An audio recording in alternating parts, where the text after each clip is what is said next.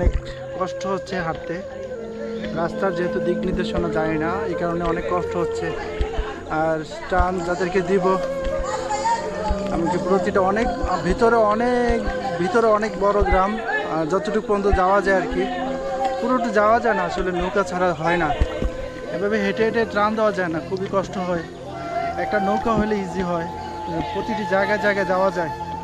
নৌকা নাই যেহেতু অনেক কষ্ট হচ্ছে।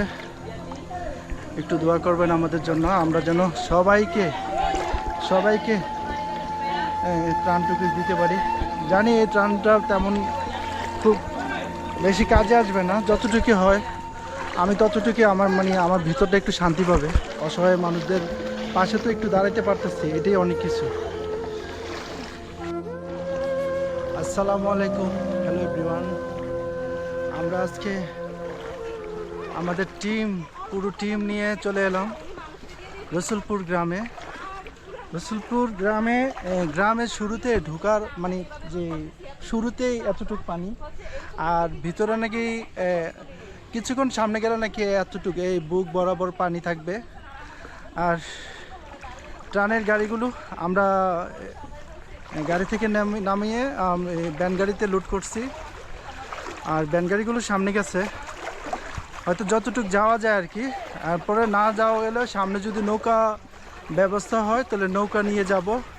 আর না হয় এখানের এলাকার যারা ছেলেরা আছে আমাদেরকে অনেক সহযোগিতা করতেছে। ওরা এই ট্রানগুলো কাঁধে কাঁধে করে ধরে এবং কি যতটুক পারা যায়, যতটুক সম্ভব হয়, যতটুক মানুষের বাড়িতে নিয়ে যাওয়া সম্ভব হয় ততটুকু নিয়ে যাব। দোয়া করবেন যেন আমরা সবাইকে দিতে পারি। আজকে রসুলপুর গ্রামে আমরা সবার জন্য ত্রাণ নিয়ে আসছি। এই রাস্তাটা যেহেতু আমি আগে কখনো আসি নাই, এটার সম্বন্ধে আমার তেমন একটা আইডিয়া নেই, তো খুব সাবধানতা অবলম্বন করে কাজ সামনের দিকে অগ্রসর হচ্ছি। যদি কোনো কারণে যদি পড়া যায় তাহলে আমার কাঁধের ব্যাগের মধ্যে অনেক ইম্পর্টেন্ট ডিভাইস আছে, আমার যেগুলো ব্লগ করার সরঞ্জাম আছে আমার ব্যাগের মধ্যে। সো খুব সাবধানতা অবলম্বন করে সামনের দিকে অগ্রসর হচ্ছি। আমার এই ভাইটি আমাদের জন্য অনেক পরিশ্রম করছে।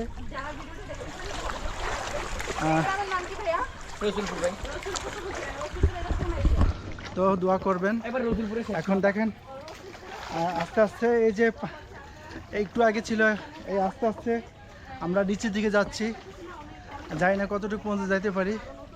আর রাস্তার কন্ডিশন ভালো না, একটু ভালো থাকে আবার একটু রাস্তায় একটু গর্ত থাকে, এই আর কি।